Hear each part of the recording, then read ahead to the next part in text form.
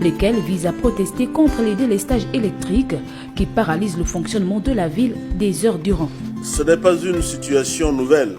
Les carences en énergie et les difficultés en approvisionnement en eau, certes, ne datent pas d'aujourd'hui. Cependant, il est clair, et nous l'aurons compris, que pour cette fois, les solutions qui sont apportées se veulent être durables. Dans la mission qui est la sienne, le ministre gabonais de l'énergie et des ressources hydrauliques, Jeannot Kalima, s'est alors très vite rendu sur place à Lambaréné pour toucher du doigt et apprécier les réalités des Migovéens. Première étape, la visite des unités de production aussi bien en eau qu'en électricité dans cette ville du centre du Gabon. Mon sentiment est mitigé pour la simple raison que sur 4 groupes qui doivent normalement fonctionner sur la ville de Lambaréné, produire 5 MW, nous avons un seul groupe qui fonctionne. Les raisons de ces délestages étant connues, des solutions palliatives ont également été trouvées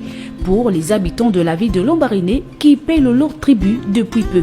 Les instructions qui ont été données à la Société d'énergie et d'eau du Gabon pour rétablir, ou du moins de façon palliative, la situation de la ville, des groupes ont été donc loués en secours pour pallier donc ce manquement. En présence du gouverneur de la province du Moyen-Ogoué, Abdul Razak Kambogo, instructions ont donc été données à Dame et SG pour qu'à l'horizon fin décembre, les groupes électrogènes qui doivent normalement fonctionner dans la ville du Grand Blanc soient rapidement opérationnels et que ces coupures intempestives d'électricité ne soient plus qu'un lointain souvenir.